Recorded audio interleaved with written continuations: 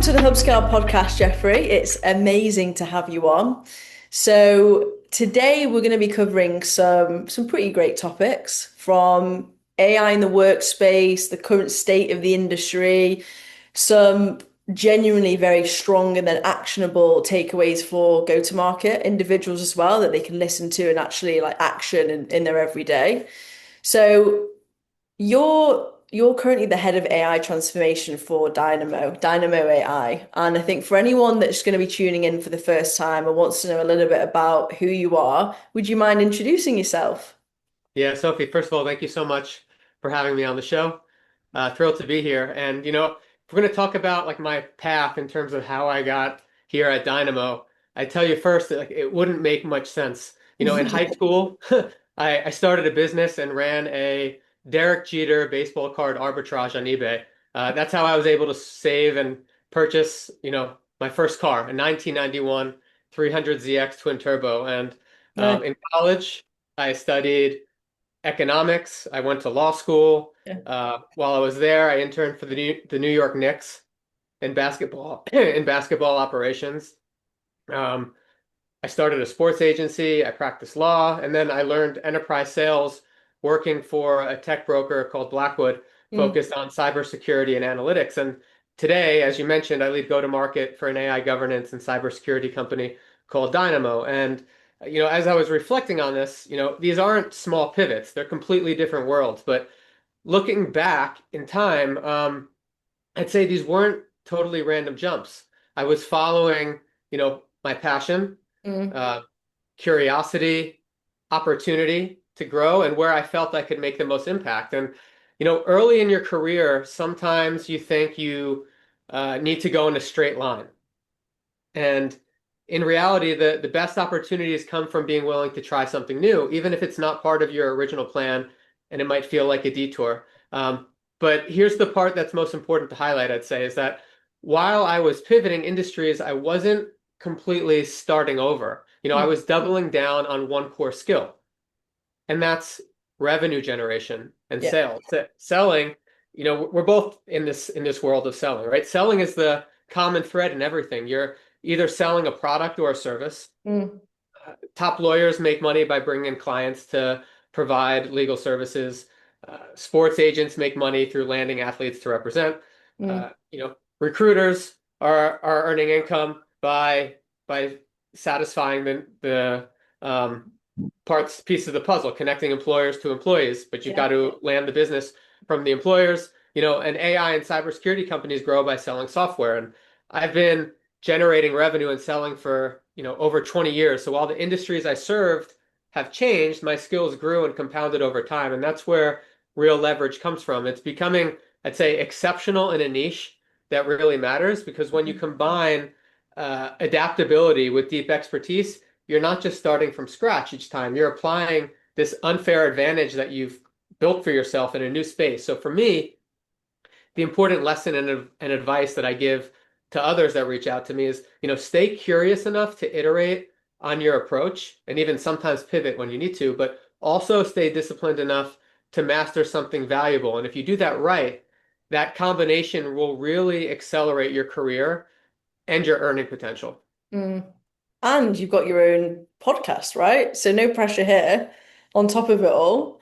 It's not a straight line. You've worked across like AI privacy, you've got the cyberspace, you've got now AI governance, you did like law to start off with as well. So I love it. And a journey can ebb and flow, right?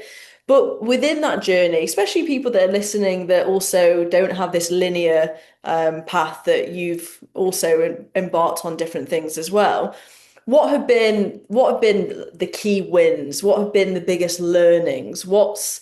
Is there a particular moment, I'm just curious, that maybe you're most proud of? So it's, yeah, winnings, learnings, what you're proud of, but then there's always failure. So feel free to tie that in as well. Yeah, I'll tell you something that has nothing to do with work, but it has everything to do with work. And my biggest win in life ties into something my dad always told me. He said the most important decision you'll ever make is who you marry or who you choose as your partner. Mm. And I had no idea what he was talking about at the time, especially when I was in my 20s. Like I didn't even want to get married, but I can tell you now, my dad was 100% right.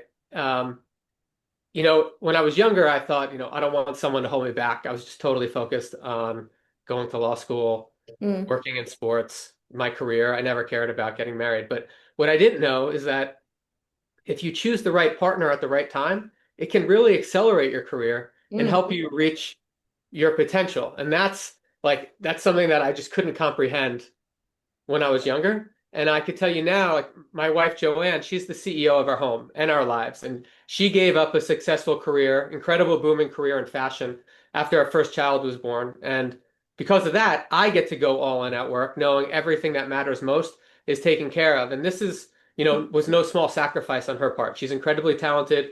She was designing evening wear and dressing the likes of Carrie Underwood, Taylor Swift, Oprah. Oh We my have a magazine goodness. at home Oh, with cool. Oprah on the cover wearing like this beautiful gold sequin gown. Like so she was a rock star. She was traveling the globe. She was going to Paris, China, Yeah. running fashion shows in New York, like really cool stuff. And my point here is that she makes me better, a better leader, a better father, a better person. And who you marry and commit to is super important, but it's more than that. And I think I'd share this for everyone in terms of learnings, right? Like we don't just stay married. We choose each other every day.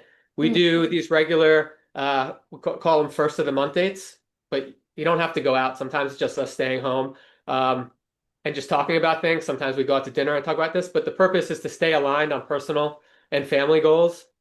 Uh, we journal together at the end of every year to reflect on our dreams, like think about where we're headed and be This is intentional. amazing. Wow. It's, I read about someone else doing this. I think it was a VC like 10 years ago.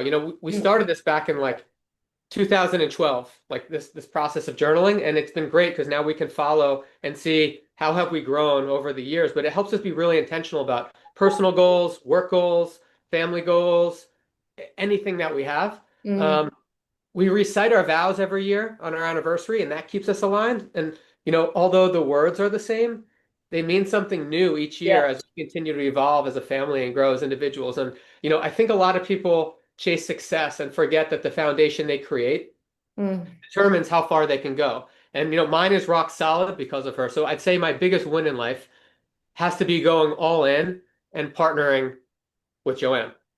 Joanne's gonna love this. She's gonna love this. She'll listen to this part of the podcast and just be like welling. I mean, I know I would be. And I love that I wasn't expecting you to say that, and I love that you have said that as well. So not only are you a great sales individual, sales leader, AI master, but also I think people can ask for relationship advice from you as well and see what my grandma, she was recently like 103 and she was married with my granddad for 60 plus years. And I Yeah, good honestly, genes. good genes. I asked her every time, like, Grandma, what's the secret to a relationship as long as yours? And she said similar things to you, but never go to bed angry, always, if you have something top of mind, discuss it first and foremost. And how you go about one thing is how you go about everything as well, whether it being choosing the right partner, when you're looking at a business, looking at the culture, the people that are there, how they hire, what's the leader like as well. So it all ties in, which actually brings us quite nicely onto the hiring piece and how we go about that. Because you've been a part of a range of companies from early stage businesses right through to enterprise. So when you're building out a go-to-market team, what does the process look like? Where do you go? Where do you find people that you just like, yes, you're the right candidate, you're the right person to bring on? How does that work for you? Well, I mean, I'd say it's not easy, right? If there was like a clear playbook that worked for everyone, then everyone would be doing this. But, I recommend starting with using trusted networks to get in front of the right people. Yeah. It'll save you a ton of time. And I think this applies for recruiting, um, for sales, really anything. If like, right, recruiting is a form of sales. And the best way to get in front of strong candidates is by talking to people who already know candidates' work ethic and character. So there are three channels that I typically leverage. One is just going to get recommendations from current and former colleagues. Two, since I work up in the startup space, tap into my investor network. Mm.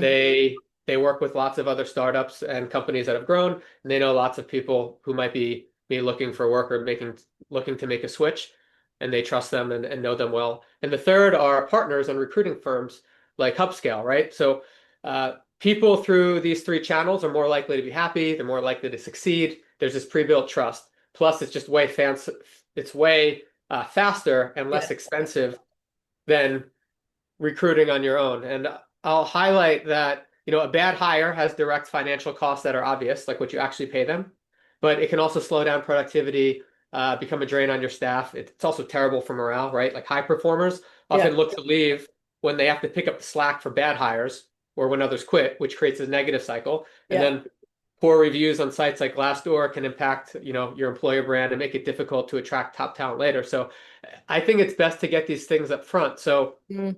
um, so what do I look for in people? And I'd also be curious to get your take on this too, as someone in the recruiting space. But assume we get the warm intros and references, like that's the first place. But we're interviewing people, or even they've applied cold, and we like their resume. There are three things I'm looking for primarily. So one is grit.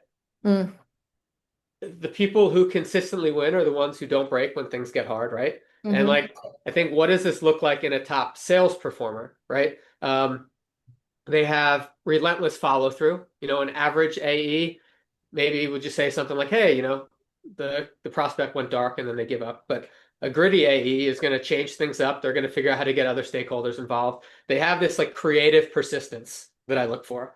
They don't just check in; they deliver value by making deposits, by giving value, right? This could be intros to executives, invites to special events, sending relevant articles that have nothing to do with what they're selling, but they're giving. And they also shift from selling features to developing the business case. Uh, so that's one, which is all around like grit. Second, I'd say is around emotional stability under pressure. Mm. Yeah.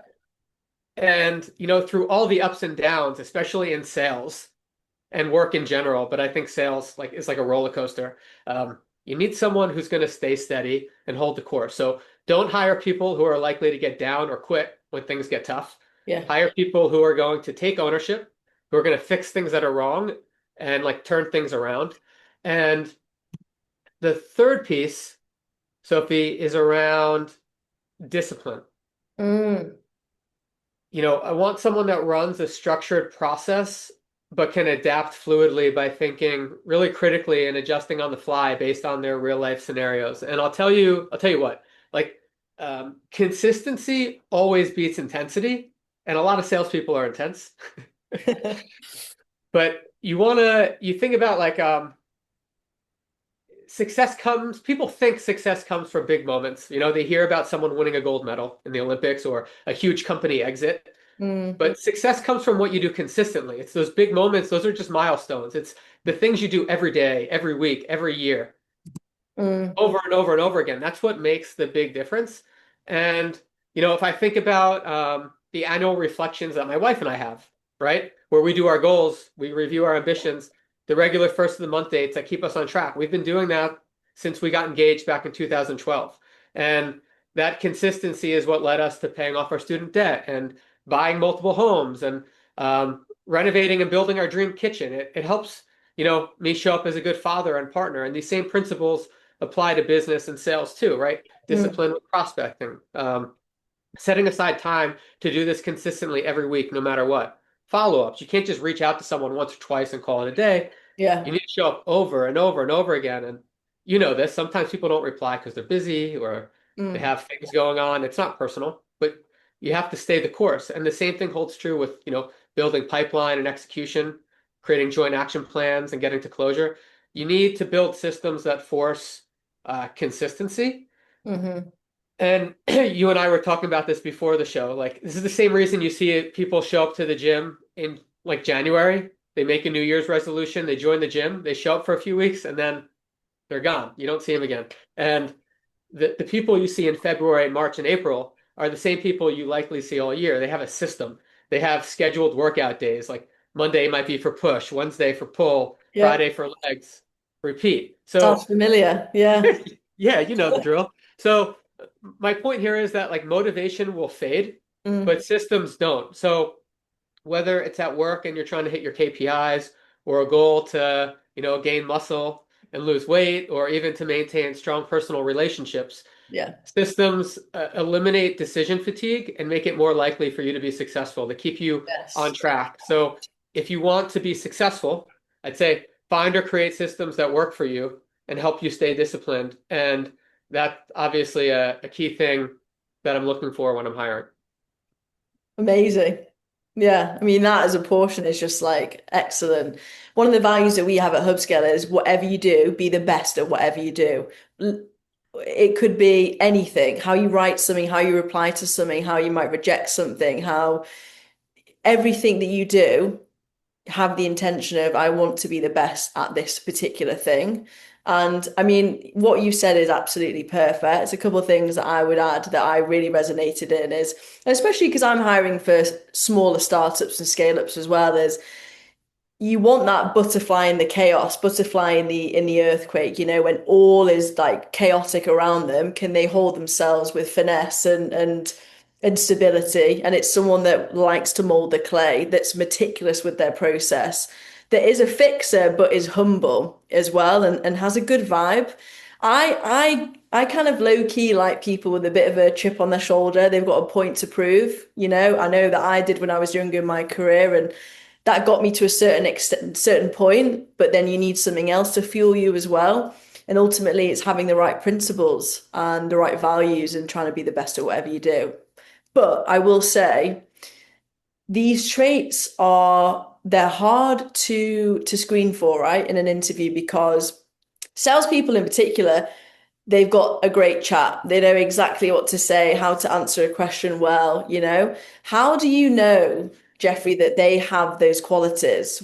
Because all those traits, how can you actually figure that out? What do you ask them? What are you looking for to know that they have that thing? Yeah, I'd say one, it's not totally easy because good salespeople should be good interviewers, Yeah. right? Like by practice, right? You're trusting this person to go speak in front of customers and clients, so they should be good in front of Zoom. They should be good in person. Uh, so you take some of these for granted, and you've got to figure out how to sift through this to really pull out these details on these individuals to really make sure they're not just telling a good story, but they actually have this experience. So, I typically will ask candidates to talk about a time that things didn't go the way they wanted or expected. And I don't really care if it's work or personal, right? Um, the important thing is that you really want to understand not just how they would handle a situation, but what they've done already in their past. Their past is a good indicator of how they'll operate in the future.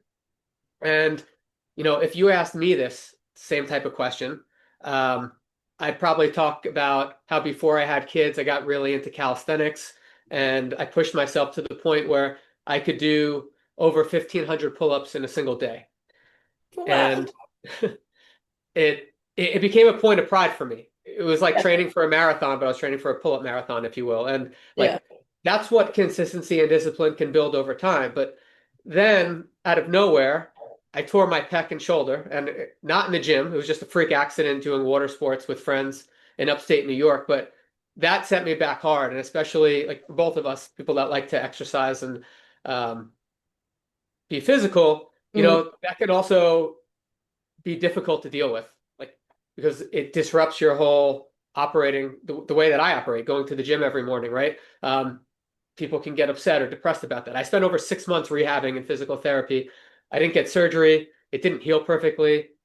I had to mm. completely reset. I couldn't even do a single pull-up for months. It was just like mobility training and starting from zero, kind of like boring Tough. stuff, but rebuilding the foundation. And I'd say Mm, that's where grit really shows up, right? Not when things are going well, but like when ish hits the fan and you're yeah. forced to slow down and rebuild and stay consistent without seeing immediate results. And like, I'm not going to lie here, like some days were terrible. I was pretty down. I was Mm, facing a gruesome injury. My with my shirt off, my chest doesn't look the same as it used to because like yeah. the shoulder muscle isn't connected the way that it was. And I didn't have surgery, but like what do you do when you're down? Do you stay down? Or do you get up? And like I stuck with it day by day with the goal of just getting a little bit better each day. sometimes just 1% at a time. Sometimes you take a step back, but then you'd go forward again. And I stuck with the process. I iterated on my approach based on how I was feeling, how I was progressing, and really just remained disciplined. And today, I'm back, I'm stronger, with a different perspective. I haven't gone for 1,500 pull-ups again yet, but I do pull-ups every week. Like I'm back up to doing about 100 per session. And now Which is I'm amazing. not 100 in a row, but like sets of like Yeah, 10, still 15. great. Yeah. And now I'm adding weight to get my strength back. So I'm not just doing body weight pull-ups anymore. Like most recently, I knocked out 6 pull-ups, as you probably saw on LinkedIn. I did 6 pull-ups with my 40-pound 5-year-old son on my back. And Yeah. like for me, like it's fun to do things with your family, but that's what grit looks like. Showing up consistently, even when progress is slow and tough, and Mm, finding a way to come back stronger. And what I'm looking for when I'm talking to candidates are, can they tell me a story about a time where they failed and was that it? And then they just pivoted into something else? Or did they figure out a way, yeah. like, did they have that chip on their shoulder, like you were talking about, and did they come back? And if you can find people like that, then you know that they're likely to push through the hard times at work and find a way, no matter what, to Yeah. succeed. Yeah. We recently had a leadership day with Hubscale and talking about like how we want to lead here and what's important. And um pass the credit, take the blame is one thing that we focus on. And another thing is we were talking about when the team might come with issues and you might feel it's not really my fault. That's something that you've done, or you don't want to take it on. And it's like you need to like it might never be your fault, but it's your responsibility. And then you adopt that in life. I love those stories of when people have been hit to the ground, whatever it might be, whether it's personal or business. How do you come up from that? Because it's so hard to do, and it's really easy to have this like self-prophecy of like blaming, it's other people's fault. Well, actually, you got to take accountability because everything is within your control within reason. So, okay. So trait-wise is clear. Now, I guess this moves into the like AI and go-to-market takeaways that I want to discuss with you as well. I know that when we spoke about this, you were saying that AI makes average salespeople worse. We obviously can't deny that AI is everywhere across all teams, especially go-to-market teams as well. But when reps are using it in a way that you think might actually hurt them rather than helping them, a lot of reps follow a framework religiously, like whether it's medic or medpic, and rightly so. But when it comes to maybe something specific around multi-threading or like their win rate, how should reps actually be doing it? What do you think they're getting wrong the most? How do you think they're using AI in a negative way? I know that's quite a big question, but hopefully we can tie it all in together. Well, there's a lot there. So I could talk about first, like the way to improve win rates, right, is to really just increase deal quality and Mm, control. And qualification is the highest ROI activity in sales, but I'll skip talking about that today because I think everyone talks about it, but they're right. The earlier you can qualify a deal in or out, the better. It'll totally impact your win rate. Um, but I think three things that are less obvious, and these are areas that I'd say AI can't necessarily help with. And we could return to the AI thing in a moment, but um, three things that I highlight are one, especially for enterprise sales, Sophie, is in-person meetings. mm, Number two, creating urgency. And three, quantifying the cost of doing nothing. And if we break these down, just like give you like an example here, like for getting in the room, right? Zoom is efficient, but it's not effective for complex enterprise sales deals. If you're in the room, you can read people, you can build trust faster, you can yeah. uncover real objections and get like the inside baseball you wouldn't hear otherwise. And if it's a 6, 7, 8-figure deal that you're working on and you've never met the person in person, you're likely not going to close the deal and you're at a disadvantage compared to your competitors that are doing a lot of the work in person. And AI can't replace that. Um, Around creating like real urgency, and I'm not talking about creating like artificial timelines. Like momentum can win or lose deals, right? Yeah. And oftentimes sellers, I hear this all the time. They anchor to their own timeline. Like we'd love to close by the end of quarter, and they offer special discounts. for a signed contract before the end of the month, but like no one cares. Mm. Like your prospect can smell the BS and the desperation when you do things like that. And I'd say real urgency comes from um, their business and their KPIs. Like they have a product launch or a regulatory deadline or an initiative coming from the CEO, Mm. things like that. But the key is to go deeper. You can't just align to a date. You got to tie your solution to what happens if they miss it, right? So help your buyer shine by hitting their objectives early and helping them do their job well. And this ties into like quantifying the cost of doing nothing. Like the longer you wait to buy, Mm. essentially is doing nothing. And this is the most underused, and I'd say probably one of the most powerful levers in sales is when you can clearly show the cost of inaction. You can reframe their analysis from like, should we do this? Should we buy this tool? To why haven't we done this already? Yeah. And I can tell you, we saw this firsthand with the bank we've been working with. Like they were operating in a way that cost them over $1 million per month. And they didn't just see it clearly or know that it was possible to change. I'd say they just didn't even think of it as a problem. Like they just thought this is the way that it is. Yeah. And once we quantified it and showed that there was another way, everything changed. Like the CIO, he leaned in, was actively involved on a weekly basis. The CTO got involved. The CFO showed interest because this impacted their bottom line. And you know what? Like procurement even accelerated because executives pushed them. And instead of slipping past their initial target date, we Mm. were able to pull the deal forward and close early, which everyone likes. But they weren't closing early to do us a favor. They were doing it for themselves, Mm. right? And so when it comes down to it, I'd say win rates don't improve because you push harder. Um, they improve when the customer feels that the cost of doing nothing is more expensive than the cost of acting. Yeah, it's far greater.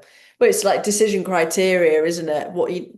That has to be strong for them. And it isn't just yeah, we'll give you a discount if we can get this done. My manager's putting the pressure on me that I need to get this deal closed. So no, I hear you. Can we also just go back to how reps are implementing AI in sometimes in a negative way and in a Yeah. positive way. How is AI, in your opinion, making reps better and how is it making reps worse? Yeah. So first of all, I love AI Same? and use it like every day in my own life and also at work. And I think AI is a tool that all professionals should have in their tool belt. You know, like if you were a carpenter, you know, I'd carry around a hammer, a screwdriver, pliers, a drill, different tools. And I just think of AI as an additional tool in the professional's tool belt. And if you're not using it or having access to it, then I think you're at a disadvantage compared to others that are. Um, but when it comes to like go to market, right? I'd say AI is one of the best tools we've ever had for preparing for sales conversations and even just creating efficiency. Like it can even help you fill in details in your CRM, which will save you time, right? And a great seller used to spend hours, you know, researching a company, reading or listening to earning calls, Hmm. scanning LinkedIn, figuring out the org chart. But now AI can compress all that research, you know, into minutes. So if you use it properly, AI will turn these sellers into much more informed professionals before they ever speak to a customer. Um, they can analyze the annual reports, the press releases, the hiring trends, the regulatory pressures, and instead of you walking into a meeting and asking these like generic discovery questions, you can walk in already understanding the customer's world. And that I think allows the conversation to start at a higher level immediately and show them you know what you're talking about. You're familiar not just with the space, but also their business. Mm. So with that, I'd say AI isn't about replacing the seller. It's about augmenting the seller's preparation, right? Mm. So it's not about automation. It's about augmentation. And AI should help you think better. It should help you prepare better. It should make you more informed, but less robotic. And you know, when sellers use AI in this way, it actually improves the quality of the conversations they have with their prospects, and it can accelerate the qualification and discovery phase. But you also asked about like what are the negative takes. So if you're okay with it, if your audience won't get too turned Go off, I for can it. give you my contrarian take on this. Love it. We welcome that, you know.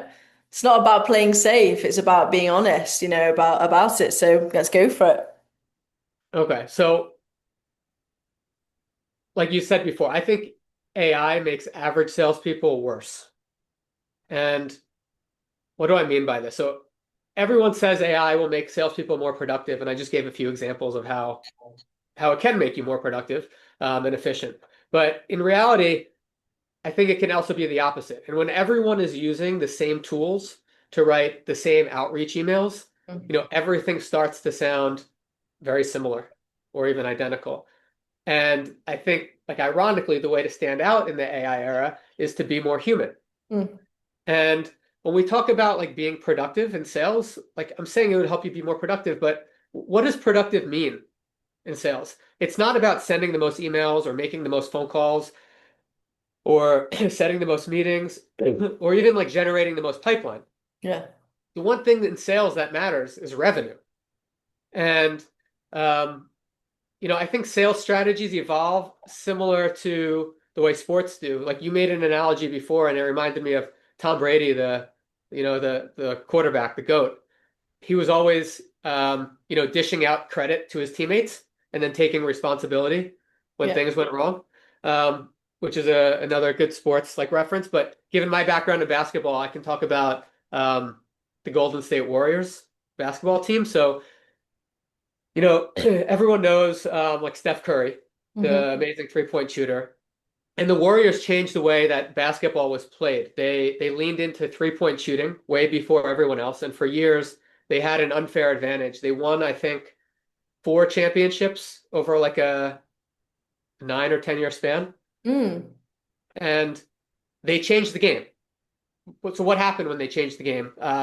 It's a copycat league. The rest of the league started copying them, and mm, everyone caught up. And now all teams shoot three-pointers at this insane rate. yeah. So the edge has moved again. And sales is similar. Like for years, the three-point shot in sales was like scaling SDR teams, blasting outbound. Yep. And then AI came in, and now there's so many tools doing this. Now everyone can do automated outbounding at scale, Yeah. and everyone does. And what happens because of that? Everything starts to sound the same. Every message looks the same. The edge disappears, and sellers get lazier and rely on AI. So I'd say the new advantage requires getting good at the hard things, which really take time and effort. I'm tying this back to before, and discipline, right? So like building real human relationships requires you meeting in person. Yeah. Um, Providing deep domain expertise takes years and years of learning and training and requires one to become an expert in a specific area. Um, Creating true executive alignment through multi-threading, all these things that AI can't do. So I'd say it's less about volume and more about like precision and orchestrating the process. Mm, And just like in sports and in basketball here, you need to like ask yourself, are you running the old playbook that everyone else is now using, or are you adapting to where the game is heading to next? And that's why I'd say in sales, it's really important to leverage AI as that additional tool so you can be more efficient and effective, but then also do those human things that aren't scalable to separate yourself, to stand out. Josh Braun used to talk about like I think I might be misquoting him, but he would say, "Be a red X in a sea of blue." yeah. Sea of blue is now like this insane outreach that's happening. We receive emails every day or messages on LinkedIn. A lot of them sound similar. It's obvious that AI is being used. You have to figure out a way to stand out from that, and being human will help you do that. Love it. People people overuse it. I think they become lazy as well. They'll ask Claude or ChatGPT, like, do this for me, write this for me. They won't proofread it, they'll copy and paste it, and they'll just think, well, if it's written it, it'll be good enough. I think one of the edges is just know how to use it, know how to use it to your strength. Do the grunt of the work and maybe get it to check over something, or how would you change it, or just use it to your benefit. And I agree with you. It's like doing this podcast together. I know that we're not in person. I would love to have done it in person, but having that FaceTime, whether it's and being there in person, seeing the whites of their eyes, shaking their hand, and like really hearing things, AI can't do that. So bringing the human touch to AI, I love that. I really, really like that. So Let's just as we go into, because I really want to just have a focus on Dynamo as well. There'll be people listening to this that know of the business, know of the space, or maybe that don't as well. And I want to understand how Dynamo fits into all of this because you operate in, it's AI security in the governance space, which is really specific and an important corner of the market right now as well. What is that you would say is the common pain that cuts across all customers that you work with? What are you finding is the main issue that Dynamo is helping solve? Yeah. So let me talk about Dynamo in a way that I think anyone can relate to, even if they're not in the AI space, Mm, which I think we'll break it down for the audience. So imagine you're hiring a new assistant for your home or for your business. And on day one, they are just like absolutely incredible. They help you write letters and thank you notes. They organize your schedule. They go purchase groceries for you. They clean your house, fold your clothes, put them away, uh, answer questions, pick up your dry cleaning, uh, you know, make dinner, get things done faster than you ever could have on your own. And you're mm, like, this is freaking awesome. Like best assistant ever. This is like AI today. And but then you kind of like dig in and you're doing like a little like you're checking where your clothes were put away or what's going on, and you notice a few things. Like um, sometimes your assistant is incredibly confident, but just completely wrong. Like they say you have enough food in the house to feed your party of 20 that's coming over on Saturday, but when you look in the fridge and the cabinet, you see there's only enough ingredients for 4 people.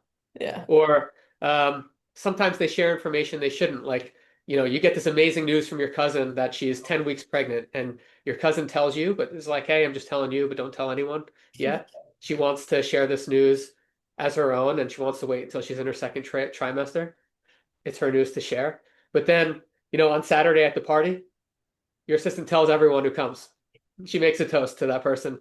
Yeah. Like, total mistake, sharing information she shouldn't or he shouldn't. And then, sometimes this assistant takes action without fully understanding the consequences. Like um, this party on Saturday, instead of ordering one Uber for Johnny who needs to leave early, the assistant orders an Uber Black at the same time for all 20 guests, which becomes a $2,000 mistake for you. And these are things that like AI are doing. And now you have a decision to make. Do you let this assistant keep working the way they are? Or do you put some structure around your assistant by providing clear rules and boundaries and oversight? Like the value is real that the assistant can provide, but it's only if you can trust them. And this is exactly where we are with AI today, right? Mm, You have these Gen AI tools like ChatGPT or Claude, and they give everyone a powerful assistant, but most people and companies haven't put the bumper lanes and controls in place yet. Um, and that's why like trust is really, really important. mm, So if you think about, you were asking like, what does Dynamo do? It's a problem we solve. You can think about Dynamo as being like the supervisor for that assistant. And that assistant is fast, it's helpful, it can do a lot, but it doesn't always know what's appropriate, what's sensitive information, or what the rules are. And Dynamo is like that person standing next to that assistant saying, hey, don't share that, it's private. That information about your cousin being pregnant, shh, zip it. Or, that answer isn't right. We should fix it. Like, we don't actually have enough ingredients in the house to feed everyone that's coming over on Saturday. We only got 4. We need to get it up to yeah. 20. We need to go food shopping. And then also to stay within whatever the guidelines are that you provide as the person who's serving you. So before the assistant starts, Dynamo trains and tests them. So that way where they might make mistakes. And then once they're up to speed and working the way you want, we're continuously watching to make sure everything stays on track. So instead of hoping the assistant gets things right, you have someone making sure they do. And that's what Dynamo does. It's the supervisor and control that Mm, turns a powerful assistant into one that you can actually trust. And when I think about um, trust in AI, it comes down to 3 pillars. You want to have reliability, yeah. safety, and compliance. So reliable is like, is your AI or assistant faithful, or does it hallucinate and make things up? People listening have probably heard of the term hallucination. That's a common Yeah. challenge with AI. So you want to make sure it's reliable, that it's going to perform the way you expect it to. Second is around safety. Like, is your AI secure, or is it susceptible to attacks or leaking private data, either intentionally or accidentally? And then the third is around compliance. Like, is it following the rules that you put in place? There could be the laws that are in place by a government or state, and there can also be the rules that are in place by your business or you as an individual. And you Mm, want to make sure your AI is following the rules and preventing it from going rogue and doing what it wants. yeah. And once you have all three of those things, reliability, safety, and compliance, then you've got trustworthy AI. And that's really what we're about doing and creating for your assistant. That's what we do at Dynamo. Everybody needs Dynamo. I know that it was Experian, right? That was one of the clients that you're working with. Just how did you like walk me through the relationship? What were you trying to do? What were the risks? What did success look like for Experian? Because I know that that's been a really successful partnership together. Yeah, thank you, Sophie. And anyone can read about this partnership and the success story online if you Google Dynamo and Experian. But to give your listeners just a quick like snapshot here, and you're right, this is a great example. So if you go to Experian's website for your credit score, right, you can chat with their virtual assistant called Eva, and you could ask something like, how do I improve my credit score? It's currently at 750 and I'm about to buy a house and I want to get my credit score up above 800. What should I do? Eva, this AI chatbot will give you clear, personalized advice. And, you know, as anyone doing this, and I've done this before too, I check my Experian profile on a monthly basis. When you go there, it feels like a helpful, well-behaved assistant, and it is.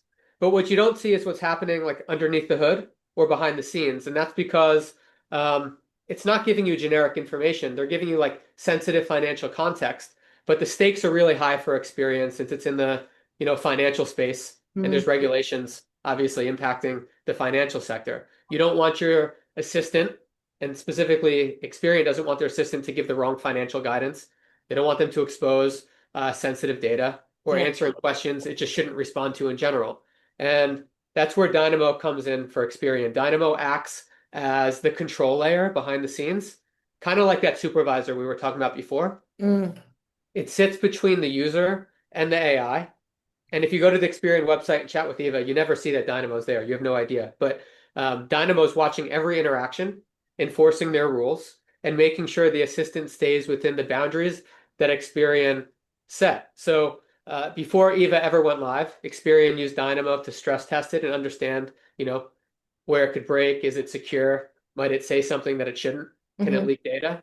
And now that it's live, Dynamo is there in real time to monitor what's being asked, to check what the AI is about to say, and stepping in if something crosses the line. So when you ask a normal question or a question that it should answer, you get a helpful answer. And if you ask something the system or Eva shouldn't respond to, you'll Yeah. notice it won't go there. And that's not by accident. That's Dynamo, the control layer, aka the supervisor, um, doing its job. And I'd say that's also the takeaway for like anyone in the AI space too. Like, without control, AI has a lot of risk, but with control, responsible AI becomes a real advantage for you and your company. And when companies are enforcing controls with Dynamo, um, those companies are the ones that are leading because their AI can be trusted, and then they can leverage it and use it to serve their customers, to make things easier, to generate revenue, to create better customer support, customer success. And that's where Dynamo really helps. Amazing. I mean, I love the bumper thing that you were saying. AI can just be like wildfire and it can run wild. Um, so incredible. And I love the case study as well with those guys as well. So I want to finish this off with what I always do at the end of a podcast, which is my quick fire questions. Now, for people listening, Jeffrey has no idea what I'm about to ask him. It could Uh-oh. be what's his favorite ice cream flavor. It could be anything, really. So, but the intention of this is I don't want you to think about it too much. Whatever comes to mind, whatever you think about, let me know as well. So I've got a few. I wanted to ask you, in 5 years' time, what do you think a go-to-market team is going to look like? What do you think the future of a sales team will look like? Are we all going to be taken over by AI bots? Are there going to be robots that will be SCRs? Do you think there'll be certain leaders that we'll need that's new? What do you think it will look like in the future?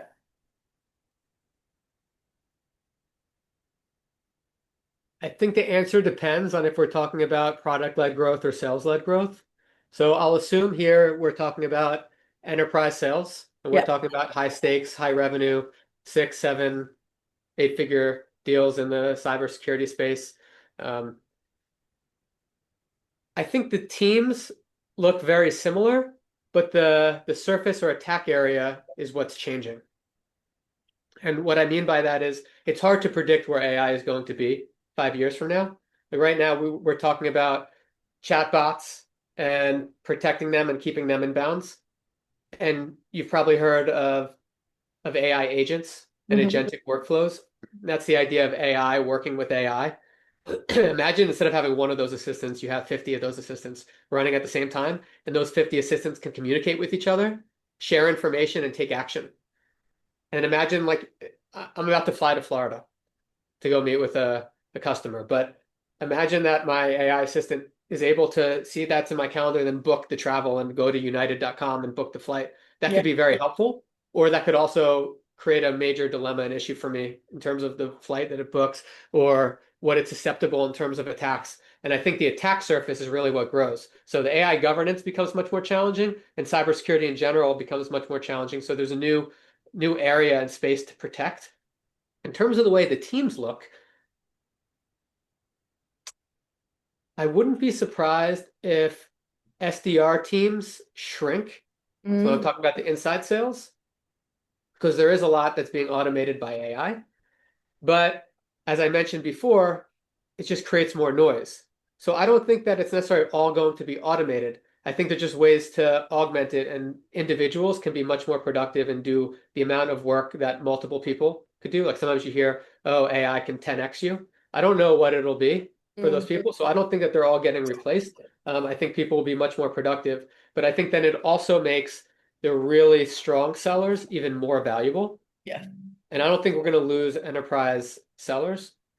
I think they're going to be even more key, and we're going to have to find a way to balance um, the stakes. So to go back and answer your question, I'd say fewer SDRs, more outside sales in enterprise. Hmm. But I'd be curious to see how, SEO, GEO, like Yeah. SEO is like search engine optimization. And now you can go on ChatGPT and get recommendations, and people are doing that. That's GEO, I Hmm. believe, like generative AI engine optimization.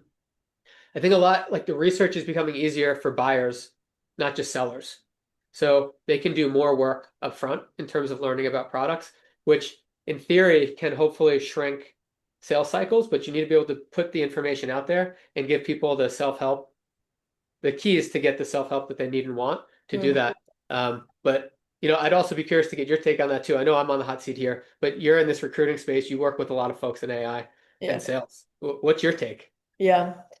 I recently had Scott Dietz, who's the board member of Augment Code and previous CEO of Pure Storage. He's very engineering, product focused, and the question that he gets asked all the time are software engineers going to be replaced? Are they going to be like gone and extinct? And he very shortly just said, no, not right now, because when we need AI, we need humans. Like without humans, we can't really make the AI, and AI will learn off the back of that. But I think I totally agree with what you're saying, which is the top 1% of talent teams and salespeople will just become exceptional at what they do because they'll use AI in the right way. Any of the weaker talent or sales force will just be cut away because there won't be the time for somebody like that. I think teams will shrink. Back in the day, sales teams were so big, and often for what reason? So I think I think sales teams will become more lean, but I think having leaders like yourself with that experience and tenure and oversight of how life and the world has changed and teams have changed will be very useful for especially young talent that's coming in as well. But I like to think that we're not going to be extinct. I think about my position, a recruiter's going to be extinct in the future as well. And I often think, how can a AI bot like just know about if somebody is the right fit for a business? Because there is something about experience, your gut, trends that you've seen time and time again that a computer just can't quite know of. So to be continued, I guess, but I really like your answer. I just want to ask you one more thing as well. If this is a funny one, if you weren't in tech, so if you weren't doing what you're doing now, what else would you be doing? Have you got a particular passion for something? And the reason I wanted to ask you this is you've got such a range of experience, like doing a law degree, you love doing your fitness. I saw the video of that you're doing pull-ups with your son on the back, and you're obviously head of AI at Dynamo. But putting that aside, is there a dream venture that you would take on? Is this a dream venture in retirement where money doesn't matter, like you're just doing something for fun, or is it a different business altogether? We'll go with the first because that sounds really fun. Anything you want, unlimited budget. Yeah. Something I've been doing recently, which ties into AI, is around creative writing. And when I was younger, I would write poems or little like freestyle raps on paper and send them back and forth to friends. Uh, and then I lost, I would say I wouldn't just like I didn't lose the ambition. It's just other things became more important. Like you become a grown up and you're focused on work and you have less time for your hobbies. That also happens when you have children. But lately, I've been inspired to do that because there's an app called Suno, Hmm. which is like it's almost like a ChatGPT or Claude, but for songs. So you can put in any any poem that I've done before in the past, and you could say what type of music you want it to be. Like you want it to be like a 2000 styled rap, hip hop song, or do you want it to be like Southern rock country or some type of folk, like different styles. And what Yeah. I've done is I've taken some old poems and even written some new ones and started writing songs. And that's been a lot of fun just to be creative again. And I'm a tone deaf. I'm terrible at singing, but I can describe the type of song that I want. Yeah. And it's generating this, and it's a lot of fun, and it's putting smiles on people's faces. Like I wrote a song for my wife, I made a song for my mom and my dad, and I made songs about my children. And you share that with them, and they're so touched, and that impacts them more than anything you could buy them. It Mm. becomes an experience, but is also right from the heart. So I'd say if I could do something for fun, like I would go partner and collaborate with some really great musicians that are able to create really good music and have the opportunity to collaborate and write songs and lyrics to go over their music. I think that would be so much fun. And I then someone love else would perform it and do it really well. it. Who would you have perform it? I think it all depends on like the style of music. So like there's a song I wrote recently which could be like a Southern rock country style song, but I make a reference to George Strait, a country singer who I used to listen to Yeah. growing up with my father. And if I could collaborate with George Strait and we could do a song together on that, or he could even use some of the lyrics, I think that would be so cool. And that's some coming from someone who's like, I'm not even a huge country guy, but like I'm just referencing the last song that I wrote. Um, Well, it's meaningful, isn't it? It's like for me, growing up, Billy Joel, just it's such childhood dreams. I associate all of the songs with growing up. It's one of those things. And would I have picked Billy Joel in this day and age? Maybe not if I'd have first heard of him, but it's what it's attached to. So love that. I didn't know that was something that you're into. So that's really cool. I didn't know that you were going to ask this question, and I didn't know I'd say that. And if you asked me, years ago, like my answer would have revolved around sports. Like when I Yeah. went to law school, working with the Knicks, and if I could run a sports organization instead of doing fantasy football, but I could do that in real life for like a Yeah. baseball team or something. That Yeah. would be so much fun. But like, I think everyone wants to do something like that, or at least a lot of sports fans do. But um, it would be great to have the luxury one day Hmm. to be completely financially independent, have retirement secured, know that my kids and generations are taken care of, and then get to work on the things that you want to work on, not Yeah. just when you have like an hour of free time on a Saturday. So that Yeah. That's the that dream. itself, yeah, that is the dream. That's the dream. It's been an absolute pleasure speaking with you and doing this as well. And I really appreciate you coming on. I'm really looking forward to getting this out there. And yeah, thank you for doing this with me. You're awesome, Sophie. Thank you so much. And I look forward to meeting you next time I'm across the pond.